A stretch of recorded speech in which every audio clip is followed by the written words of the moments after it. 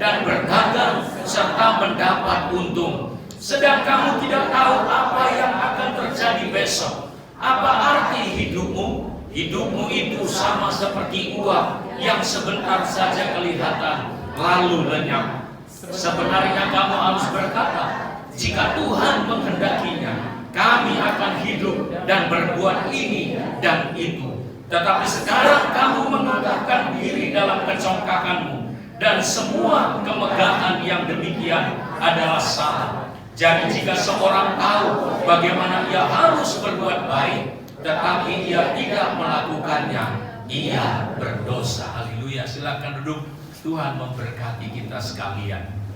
Kalau kita mau tema hari ini judul daripada firman Tuhan, maka saya akan beri judul firman Tuhan pada siang hari ini, bagaimana bertahan di masa yang sulit. Amin. Nah saudara, di awal tahun 2020 kemarin, kalau kita masih ingat, saya sampaikan juga firman Tuhan dari ayat ini saudara, bahwa untuk memulai sesuatu perjalanan di tahun yang baru, maka kita harus melibatkan Tuhan di dalamnya. Karena saudara, Alkitab berkata tadi, jangankan untuk masa yang jauh ke depan saudara, bahkan besok saja apa yang terjadi saudara, tidak ada orang yang memprediksinya. Sekalipun perencanaan itu harus, perencanaan itu bagus saudara. Lihat dikatakan tadi sana, seorang itu berkata katanya, hari ini jelas kapan dia. Jadi bukan nggak terukur kapan-kapan, bukan itu saudara. Hari ini katanya, atau besok katanya, jelas kami akan berangkat ke kota Anu. Jelas tujuannya kemana? Ada kota Anu, tujuannya di sana. Ngapain di sana katanya? Ada jelas pekerjaannya berdagang di sana. Bagaimana hasil dagangannya? Beruntung katanya di sana. Berapa lama mereka tinggal? Setahun katanya. Semuanya terukur sepertinya. Mereka pergi ke kota yang jelas saudara. Ngapain di sana? Jelas. Hasilnya bagaimana? Jelas. Berapa lama di sana? Jelas. Semuanya sepertinya mantap. Tetapi katanya di sana ada satu yang orang sering kali lupakan saudara, bahwa apa yang terjadi ke depan itu tidak ada seorang pun yang bisa memastikannya. Karena sesuatu yang tidak pasti itu, makanya sehebat apapun dia perencanaan itu, maka harus melibatkan Tuhan di dalamnya. Itu sebabnya dikatakan tadi, sebenarnya kamu harus berkata, jika Tuhan menghendakinya. Harus melibatkan Tuhan. Nah saudara, bukankah sekarang ini kita ada dalam apa yang digenapkan dalam firman Tuhan dalam Yakobus ini? Kita ada pada masa di mana sekarang ini nggak jelas saudara, betul? Ada yang bisa memastikan kapan COVID-19 ini akan berakhir? Gak ada yang bisa memastikan. Bahkan presiden pun katanya tiap hari di mejanya itu ada perhitungan-perhitungan dari berbagai lembaga-lembaga yang memprediksi kapan itu akan berakhir. Tapi ternyata selalu berubah-ubah. Kenapa saudara? Karena gak ada orang yang bisa memastikannya kapan saudara. Kapan ada vaksinnya juga nggak jelas saudara. Berapa lama ini akan berakhir? Berapa lama lagi orang tidak terjangkiti? Berapa lama lagi orang tidak ada mati saudara? Nggak ada yang jelas satupun saudara. Sekarang ini kita seperti ibarat menunggu saudara. Menunggu adalah selalu pekerjaan yang membosankan. Nunggu sesuatu yang pasti aja saudara, kadang-kadang bosan, betul? Udah pasti, tapi namanya nunggu, tetap saja itu bukan pekerjaan yang mudah. Apalagi nunggu yang tak pasti. Makanya kalau penerbangan misalnya di-delay, selalu ada diperkirakan 2 jam lagi, diperkirakan 1 jam lagi.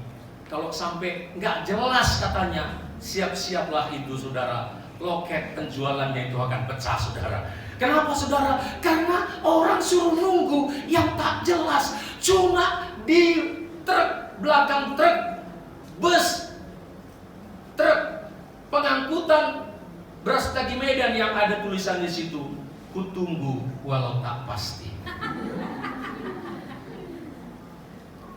Tapi namanya sesuatu yang menunggu, semua orang itu akan membosankan. bukan cuma bosan, itu akan membuat kita lemah. Itu sebabnya di situasi-situasi sekarang ini, pada masa-masa pandemi COVID-19 ini saudara, maka saudara jangan lagi buat perencanaanmu nanti kalau pandemi sudah selesai, nanti kalau COVID-19 sudah selesai. Jangan buat lagi itu. Sekarang inilah saatnya Anda membuat sebuah tindakan. Sebab kalau Anda buat nanti katanya, jangankan nanti, entah kapan itu saudara nggak akan pernah bisa melakukannya. Dan saudara akan terpuruk pada masa penantian yang nggak jelas ini. Oleh sebab itu di situasi yang sekarang ini saudara, mungkin ada sebagian memperkirakan, lihat saja bagian pendidikan anak-anak. Di awal dulu cuma 14 hari dirumahkan, betul? Siap itu diperpanjang lagi berapa hari? Diperpanjang lagi. Ini nanti mungkin diperpanjang lagi, sudah disiapkan untuk akhir tahun 2020. Sehingga kalau saudara berpikir nanti mungkin siap lebaran ini sudah selesai, saudara akan kecewa. Berharap oke, tetapi saudara ada pada masa jangan lagi buat perencanaanmu nanti kalau COVID selesai, nanti kalau corona selesai. Saudara kerjakan apa yang saudara bisa lakukan sekarang ini. Kalau kau berfokus kepada sesuatu yang gak jelas, saudara, maka saudara pasti akan gagal. Oleh sebab itu mari kita lihat kata firman Tuhan tadi, dalam masa penantian yang gak jelas itu tadi saudara, obatnya kapan gak jelas, kapan nanti ada mungkin vaksinnya gak jelas, kapan berhenti nanti gak jelas saudara. Di tengah-tengah situasi yang gak jelas itu, orang bisa menjadi lemah, orang bisa menjadi lesu.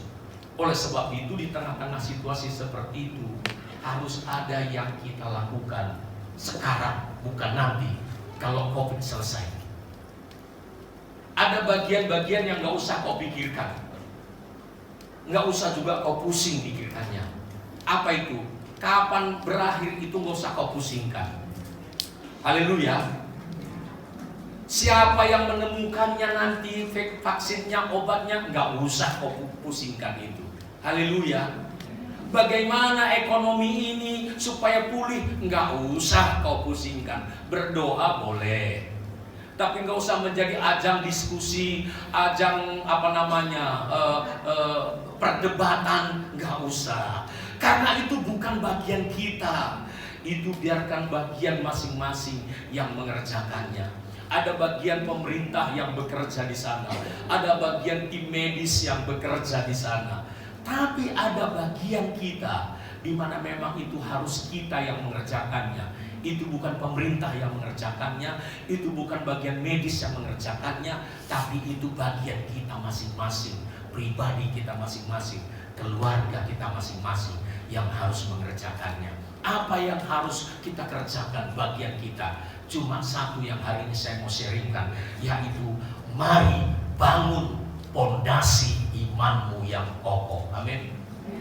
Katakan, bangun pondasi iman yang kokoh. Bangun pondasi iman yang kokoh. Kita akan melihat nanti bahwa pondasi iman yang kokoh itu dari setiap pribadi atau keluarga, dia akan mengerjakan banyak hal di dalamnya, dan itu bagian kita. Biarkan bagian pemerintah ngurusi ekonomi, biarkan bagian pemerintah ngurusin bagaimana supaya ini selesai, biarkan bagian tim kedokteran medis dan sebagainya yang akan mencari bagaimana supaya ada serumnya, ada obatnya saudara. Biarkan bagian mereka, tapi bagian kita adalah mari bangun pondasi imanmu yang kokoh.